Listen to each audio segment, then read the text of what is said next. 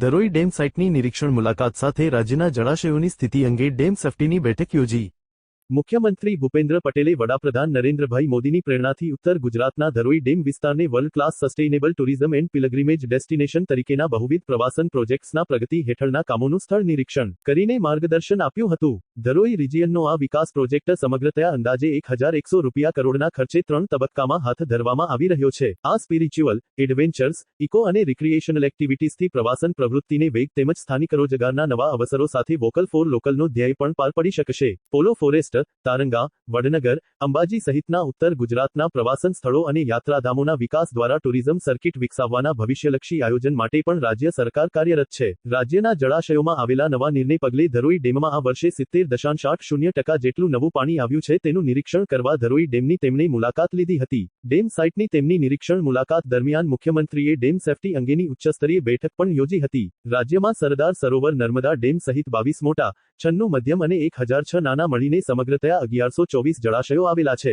આ જળાશયોમાંથી 1 MCMથી વધુ જળસંગ્રહ ક્ષમતા ધરાવતા 523 ડેમોનું pre monsoon inspection national dam safety ઓથોરિટીની ગાઈડલાઈન મુજબ મે 2024માં પૂર્ણ કરી દેવામાં આવ્યું છે અને બધા જ ડેમ સલામત અને સુરક્ષિત છે તેમ ડેમ સેફ્ટી અંગેની આ સમીક્ષા બેઠકમાં જણાવવામાં આવ્યું હતું। 1 MCMથી ઓછી સંગ્રહ શક્તિ ધરાવતા 600 ડેમોનું પણ પ્રી મોન્સૂન ઇન્સ્પેક્શન પૂર્ણ થઈ ગયું છે અને તે બધા ડેમ પણ સેફ સ્ટેજ પર છે તેની પણ સમીક્ષા હાથ ધરવામાં આવી હતી। સમગ્ર રાજ્યમાં 25મી વધુ જળાશયો 100% કે તેથી વધુ, 56 જળાશયો 70મી 100%, 43 જળાશયો 50મી 70% તેમજ 42 જળાશયો 25મી 30% અને 40 જળાશયો 25%થી ઓછા ભરાયેલા છે તેની સંપૂર્ણ વિગતોનું પ્રેઝન્ટેશન આ બેઠકમાં કરવામાં આવ્યું હતું। રાજ્યના સૌથી મોટા ડેમ સરદાર સરોવર ડેમની સેફ્ટી અંગેની સમીક્ષા દરમિયાન જણાવવામાં આવ્યું હતું કે સરદાર સરોવર ડેમના અપસ્ટ્રીમ વિસ્તારમાંથી મળતી જળસ્તર અને વરસાદની માહિતી નિયમિત રીતે વોટ્સએપ, ઈમેલ અને ગૂગલ શીટ મારફતે શેર કરીને સંબંધિત રાજ્યો વચ્ચે સંકલન રાખવામાં આવે છે। સરદાર સરોવર ડેમમાં હાલ 4889 મિલિયન ઘન મીટર પાણી છે।